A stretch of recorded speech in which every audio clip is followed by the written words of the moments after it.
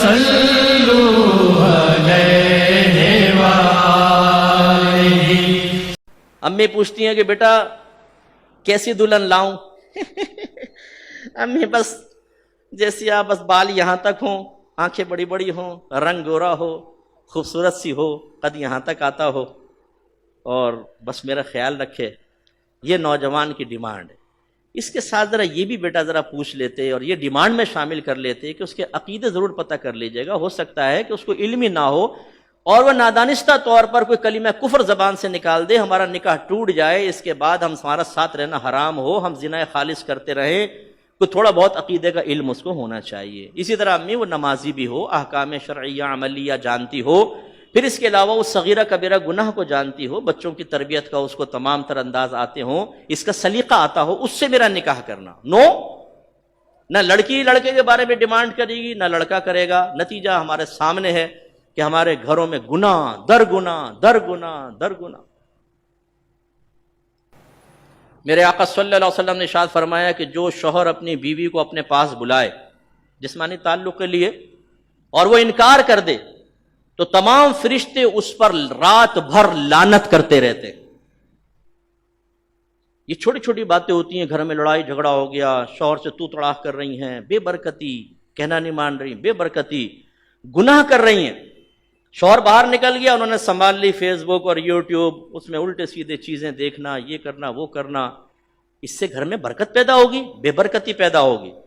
پھر جب بے برکتی اپنا اثر دکھاتی ہے تو پھر وہ ہم جیسے یا جیسے علماء تشریف فرمائے سب کے ساتھ ایسا ہوتا کہ فون آیا، مفتی صاحب ذرا چیک کیجئے گا، پتہ نہیں کس کمبخت نے جادو کروا دیا گھر پہ۔ اچھا آپ نماز پڑھتے ہیں؟ نہیں۔ روزہ رکھتے ہیں؟ نہیں۔ قرآن پاک کی تلاوت؟ نہیں۔ علم دین سیکھا ہے؟ نہیں۔ آپس میں گالی گلوچ تو چلتی ہوگی؟ جی ہاں تھپڑ بھی مارتی ہوں میں تو۔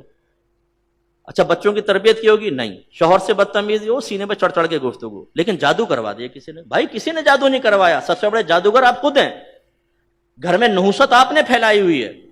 جب آپ علم نہیں سیکھتے ہیں، شریعت پہ نہیں چلتے ہیں، اپنے آپ کو عاشق رسول کہتے ہیں، لیکن جب نبی کریم کوئی حکم بیان فرمائے تو ہمارے چہروں کے زاویے بگڑ جاتے ہیں، ہمارا موڈ آف ہو جاتا ہے، ہم سرکار کے حکم کو چاہتے ہیں اپنے پشت کے پیچھے پھینک دیں، تو گھر میں برکت کیسے پیدا ہوگی؟ کسی نے جادو ٹونا نہیں کروایا، کسی کے پاس اتنا ٹائم نہیں ہے۔ میرے استاد محترم مفتی اشفاق رضوی صاحب رحمۃ اللہ علیہ ایک دفعہ ہم یو کے میں سفر کر رہے تھے، مفتی صاحب کہنے لگے، مجھے بھی مفتی صاحب کہتے تھے حضرت صاحب عارضی میں، کہنے لگے مفتی صاحب لوگ کہتے ہیں کہ جی فلاں نے جادو کروا دیا، یہ جادو اتنا آسان نہیں ہوتا کہ کوئی کسی کے اوپر کرا دے، نہیں ہوتا جادو، اس کے لیے بڑی ریکوائرمنٹس ہوتی ہیں، بڑے مسائل ہوتے ہیں۔ تو اس کا مطلب ہوا کہ ہمارے ہاں خود جادوگر ہم لوگ ہیں۔ ایک باپ کو چاہیے کہ اپنی اولاد کو سمجھائے کہ بیٹا تم بالغ ہونے والے ہو، غسل کن کن چیزوں سے فرض ہوتا ہے، اور غسل کا طریقہ یہ ہے۔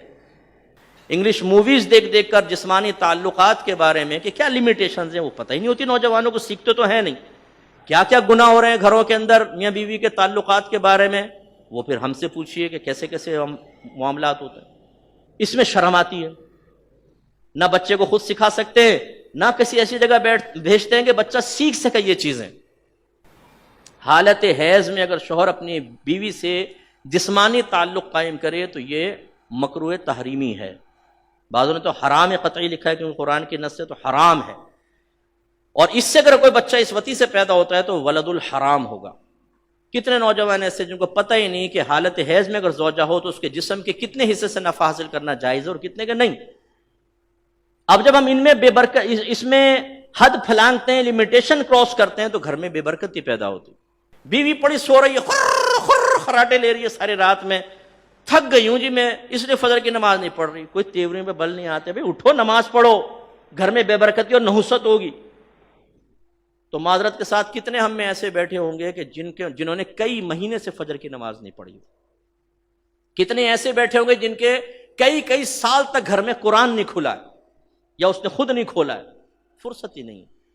سیکھیے خدا را، اصلاح کیجئے، احکام شرعیہ عملیہ سیکھیے، اپنے بچوں کو سکھائیے، اس طرح گناہوں کی مطلب لڑکی سے شادی کریں تو خدا را ذرا اس کا بھی خیال کر لیں۔ میرے آقا صلی اللہ علیہ وسلم فرماتے ہیں کہ عورت سے 4 وجوہات کی بنا پر نکاح کیا جاتا ہے، ایک اس کا نسب یعنی خاندان، حسن و جمال، مال و دولت، اور نیک سیرتی۔ سرکار نے فرمایا تم نیک سیرت بیوی کو اختیار کرو۔ ایک روایت میں فرمایا کہ دنیا کا مال و متاع سب یہ جتنا معلوم ہوتا ہے سب دنیا ہے، فضول، سوائے نیک بیوی کے، اور ایک روایت میں سوائے نیک شوہر کے. یہ بہت بڑی نعمت ہے. تو ہماری بچیاں بھی اپنے خواب میں، اپنے تصوراتی دنیا میں فلمیں دیکھ دیکھ کر کے ہیرو کا تصور قائم کر لیتی ہیں.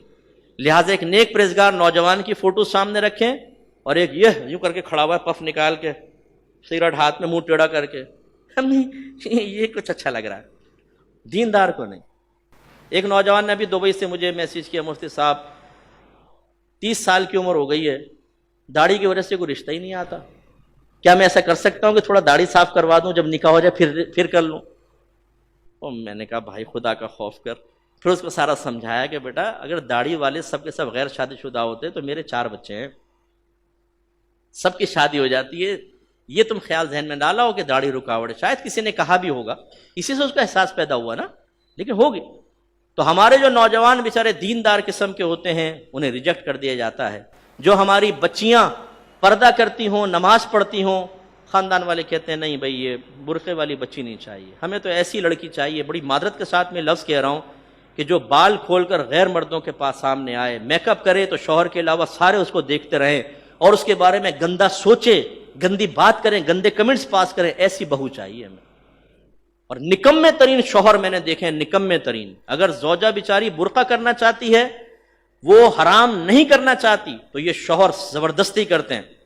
ایک بہن نے کہا میرا شوہر کہتا ہے میرے دوست گھر پر آئے ان کے سامنے بلا پردہ بیٹھو، کیونکہ جب میں جاتا ہوں ان کی بیویاں بھی میرے سامنے بیٹھتی ہیں.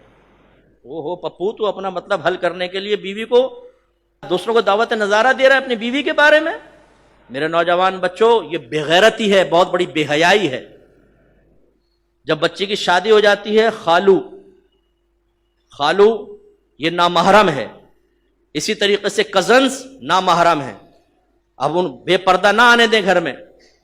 لڑکی کو پردے کے ساتھ ان سے گفتگو کی اجازت ہے، اپنے پورا جسم کور کرے، کم از کم اسکارف، چلو ٹکلی کھول لے، اس کی پھر بھی گنجائش نکلتی ہے، نقاب کرے اور اپنے آپ کو مکمل چھپائے پھر بھی ہے. لیکن بعض خاندانوں کے معاملات بہت سخت ہوتے ہیں کہ اس میں پھر دین پر ایسا طنز کرتے ہیں کہ معاملات پھر آہستہ آہستہ سنبھالنے کے لیے بتدریج. لیکن یہ تو کم از کم ہو اور تنہائی میں کبھی نہ ملے.